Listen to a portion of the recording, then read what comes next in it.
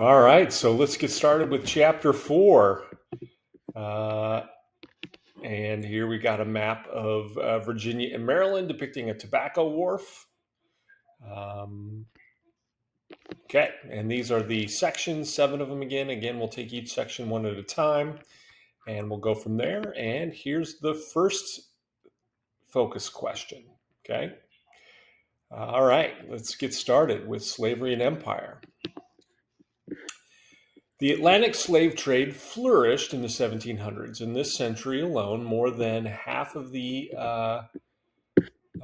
enslaved 7.7 million Africans transported to the Americas between 1492 and 1820 arrived. The immensely profitable slave trade was a vital part of world commerce. In the 18th century British Empire, slavery, not wage labor, was the norm. Slave plantations contributed greatly to British economic development and the first mass consumer goods in international trade, namely sugar, rice, coffee, and tobacco, were produced by enslaved people and stimulated the growth of the slave trade. Though the Caribbean continued to be the British Empire's commercial center and the Crown's major revenue producer, slave grown products from the mainland increased as a share of Atlantic trade.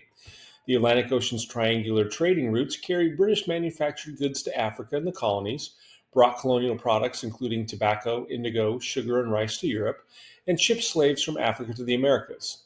Most colonial vessels went back and forth from the mainland to the West Indies. However, shipping agricultural and other goods to the islands couldn't produce enough in exchange for plantation crops and enslaved people.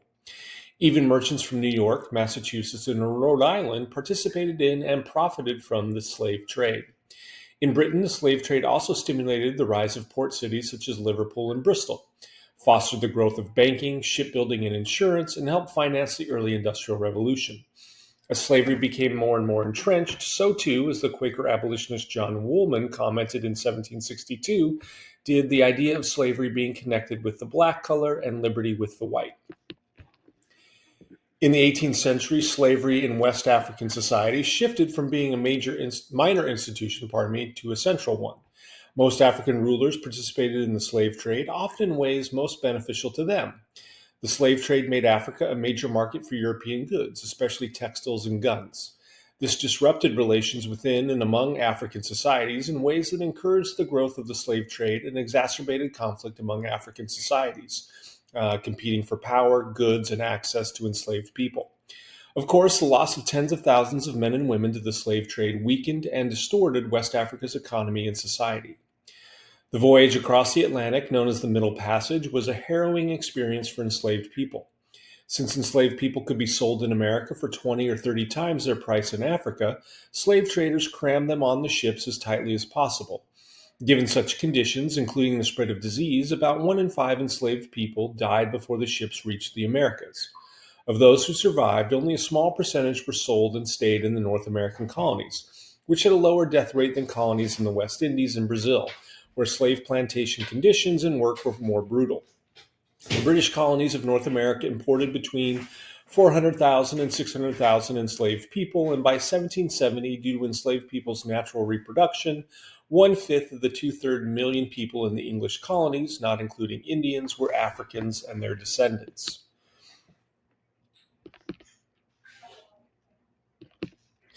The Atlantic slave trade expanded rapidly in the 18th century. The mainland colonies received only a tiny proportion of the Africans brought to the Americas, most of whom were transported to Brazil and the West Indies.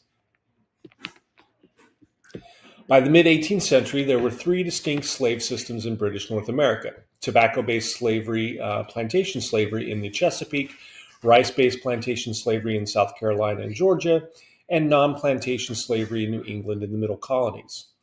The tobacco plantations of the Chesapeake, where nearly half of the region's population in 1770 consisted of enslaved people, was the largest and oldest of the 3 systems.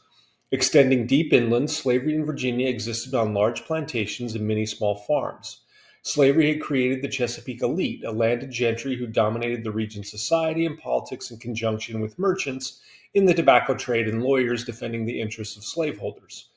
Slavery transformed Chesapeake society into an elaborate hierarchy of degrees of freedom: large planters at the top, lesser planters and landowning yeomen below them, and a large population of indentured servants, tenant farmers, convicts, and enslaved people at the bottom.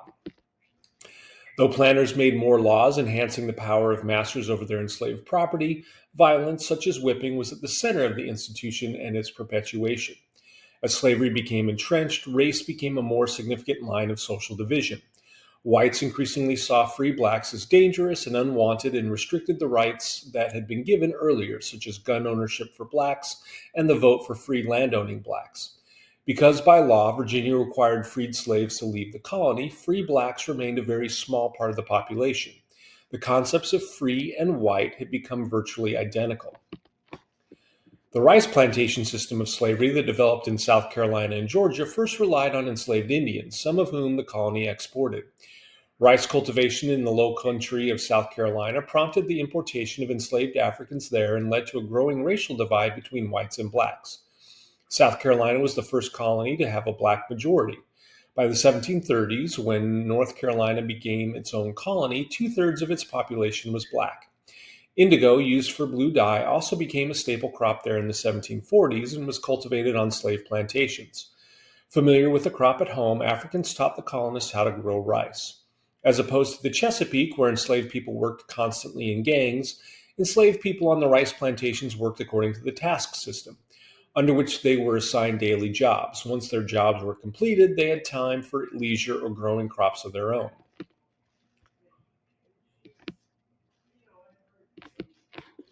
Rice cultivation also developed in Georgia, having been commenced in 1733 by philanthropists led by James Oglethorpe, a wealthy reformer who favored the abolition of slavery. Oglethorpe wanted to create a colony in which the worthy poor of England could find economic opportunity. The British government wanted the colony as a defensive barrier against the Spanish and their Indian allies in Florida. Although the colony initially banned liquor and enslaved people, many of its settlers wanted both, and by the 1740s, colonists were appealing for the English liberty of self-government in order to have enslaved people. In 1751, Georgia's proprietors surrendered the colony to the Crown, which repealed the ban on slavery and liquor. Georgia quickly came to resemble South Carolina, with large rice plantations supporting a wealthy planter class that dominated the colony. Compared to the plantation areas, New England and the middle colonies were mostly areas of small farms where slavery was not central. Enslaved people were only a small percentage of the population, and even wealthy families rarely owned more than one enslaved person. Enslaved people worked as farm labor, in artisan shops, on the docks, and as personal servants.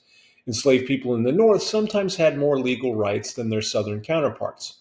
In New England, enslaved people could not be severely physically punished, enslaved people could bring suits in court, and slave marriages were recognized. A significant number of enslaved people were present in New York and Philadelphia, although many employers of slave labor turned to wage labor in the years before the American Revolution. So that's the end of our first section, and we'll see you next time.